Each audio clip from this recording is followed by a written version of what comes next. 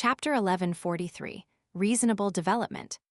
I can only maintain it for about a minute or so. That's way too short, isn't it? A thought flashed through Klein's mind. Without thinking about anything else, he took 2 steps to the desk. He put down Grossel's travels and quickly wrote on a piece of paper with 008.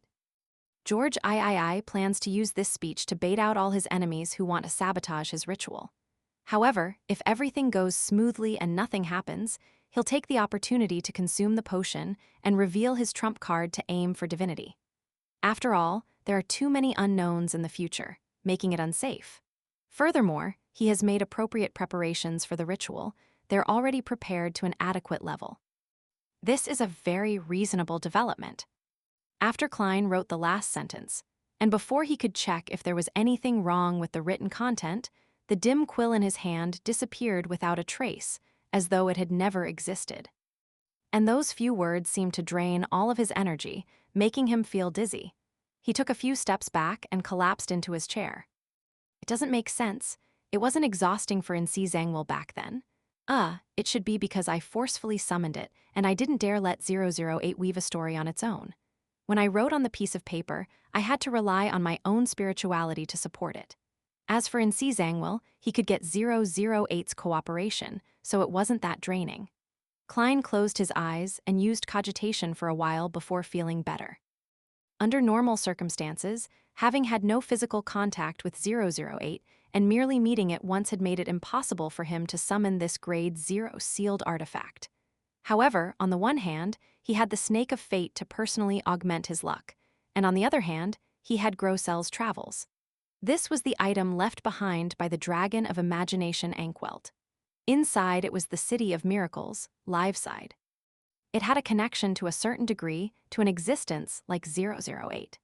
If it wasn't for some high-level existence's disruption, these 2 items would have long been reunited. Klein didn't know if this fate and particular connection could increase the chances of a successful summoning. He only wanted to give it a try since he didn't stand to lose anything. To his surprise, he really succeeded. And it was precisely because of this that he didn't dare to use Grossel's travels to bear the contents of 008's projection.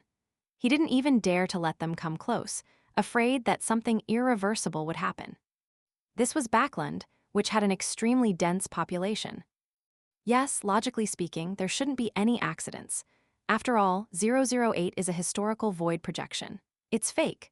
Grossel's travels was conjured by the Dragon of Imagination, and it's also fake.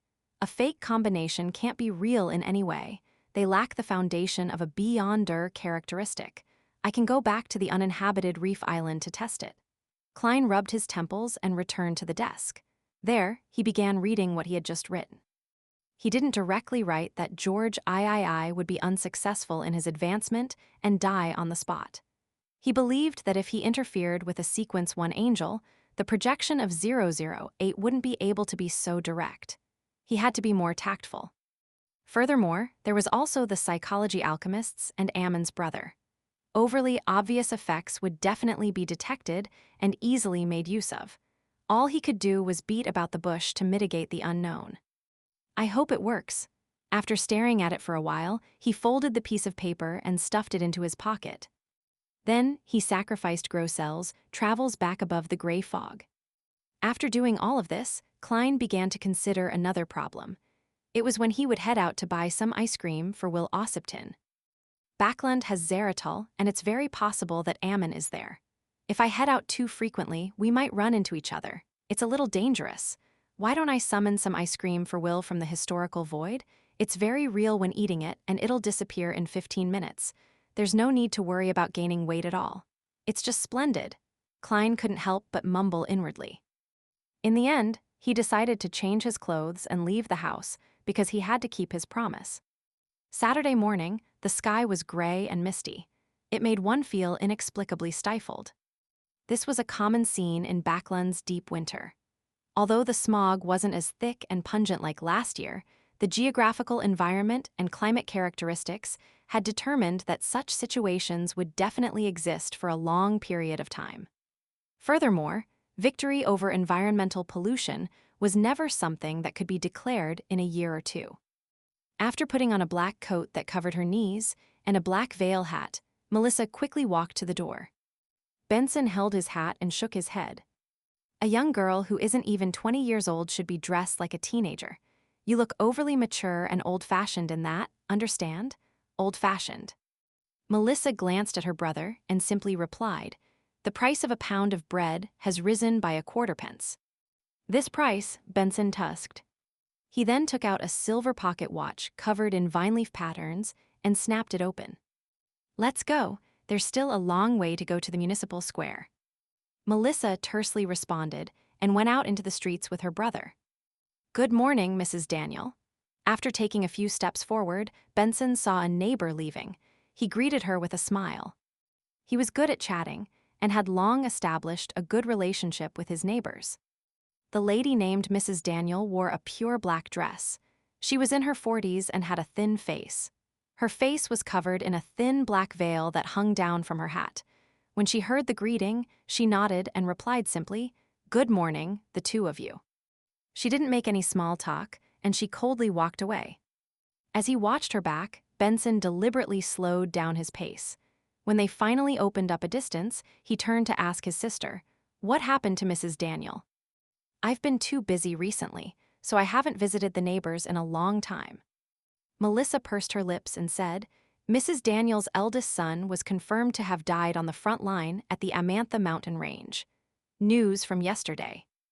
That tall, bashful, but thoughtful, kind, and sincere young lad. When he came back the last time, he said that he was promoted in the army and became an officer. Benson asked in surprise.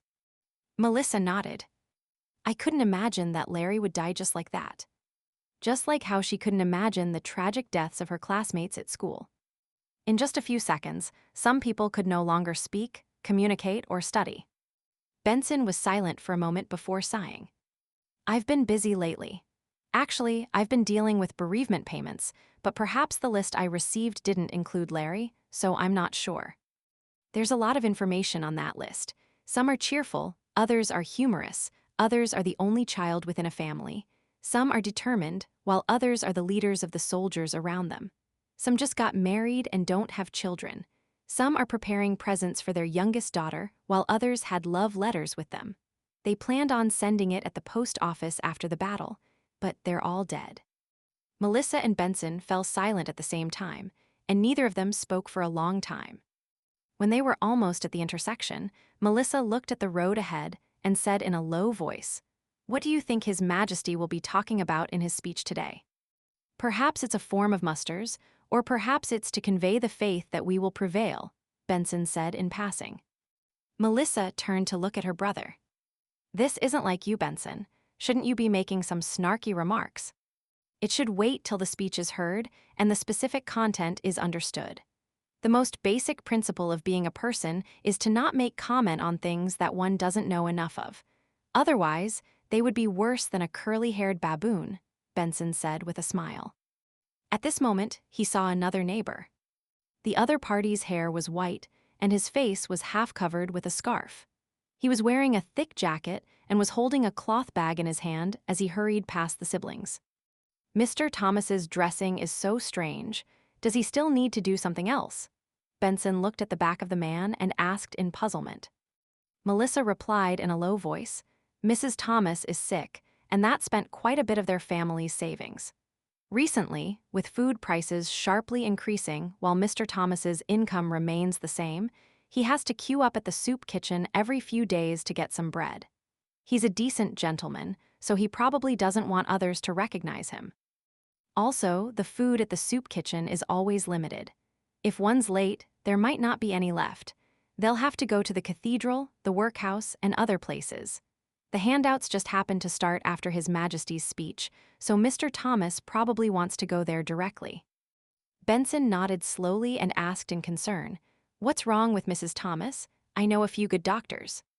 "A disease caused by anxiety," Melissa explained what she had heard. "Mrs. Thomas is very worried about her youngest child who's serving in the army." "You mean Thomas Jr.?" Benson frowned slightly. After receiving his sister's confirmation, he fell silent, as if recalling something. After a while, when they approached the nearest municipal square, Benson looked ahead and whispered, "Thomas Jr. is already dead. Melissa didn't respond, but her expression was a little dazed. They walked forward silently, as if they were relying on inertia. More and more people appeared in front of them. These people were either dressed in formal attire or holding canes, dressed up as gentlemen. Otherwise, they were dressed in blue, green, yellow, and red-colored skirts. Sweaters and leather jackets matched with pants or dark-colored petticoats. Their colors were dull. They came out of their houses and from the streets they were on, like water droplets splashing upward. They merged together at the intersection, forming a tiny stream. The stream surged ahead, combining with other tributaries, and flowed into the square's entrance, interweaving into a majestic torrent. The torrent slowly surged forward, flooding the square. Amidst this torrent of humans, Melissa felt like she was as puny as a water droplet.